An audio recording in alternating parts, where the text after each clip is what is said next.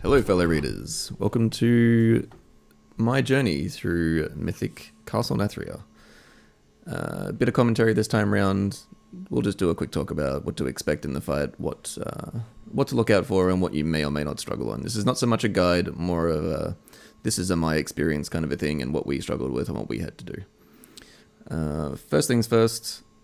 Positioning of the boss, super important. We stack the melee here and the range behind them to bait out the echoing Shriek. You'll see that in a second. Echo, what's that called? Echolocation there. You get it, you move it out, dump it on the wall, get back ASAP. Dump it on the wall nice and far.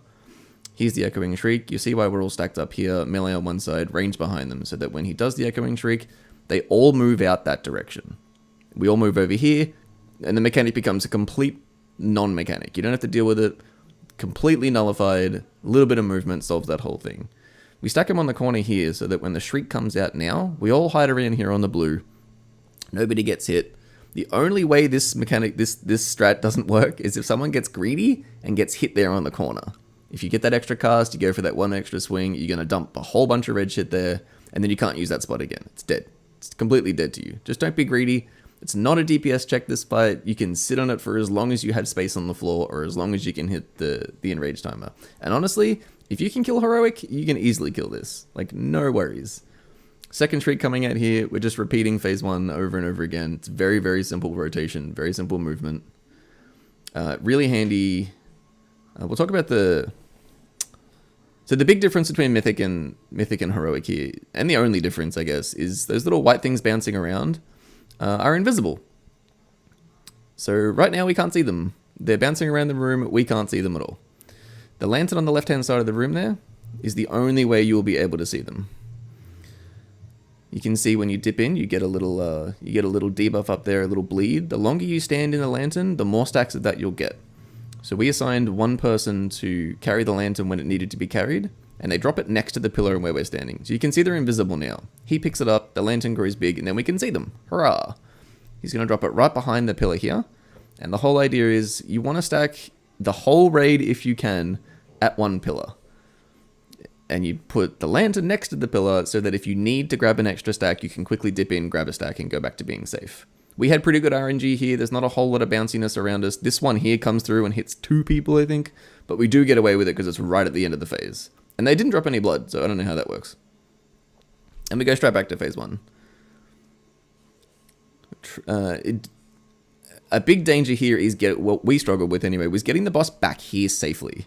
We had a lot of tanks dying, we lost an attempt at like 6 or 7% because on the way back the tanks just couldn't get him in position fast enough. All the healers were moving and they just dropped. The boss does a lot of damage and puts a healing reduction on the tanks, which is super irritating. So getting him back there ASAP is definitely a good idea. Monk tanks can get over there nice and quick, give him a taunt, sprint him back there. Everyone gets back in position and it's super easy. At this point, it's just rinse and repeat, trying not to lose focus. It's really easy just to get one shot or do something dumb that fucks up the whole fight here. It's not... This fight's really not a teamwork fight. It's very personal responsibility. You as a player have to be where you need to be at any given time. Speaking of... melee, you have to look out for this blind swipe. He will turn around to a random melee like this and just swipe. And it's very close to a one-shot. Hit snide there for 80% of his health. And that's just a matter of quickly losing focus or using the wrong thing at the wrong time. If he was eye-beaming there, he had almost no chance of getting away with it, so who knows. But that's the one thing that's going to kill you in melee. If you can dodge that, like, great. Just keep an eye out for it, keep an eye on the timers. It's super easy. You'll see there's a whole lot of red starting to creep up on us there. You will eventually run out of space here. If you can pop a defensive and overlap them, great. It's probably not worth the risk, I don't think.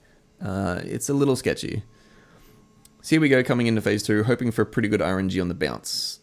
So this is the only part of the fight that's remotely RNG, I think, is that these things will come flying out, but they come flying out randomly, and they do bounce semi-randomly. So it looks like a whole bunch come out here on the right-hand side, but what ends up happening is as we come around to this pillar, they kind of all just bounce the opposite direction.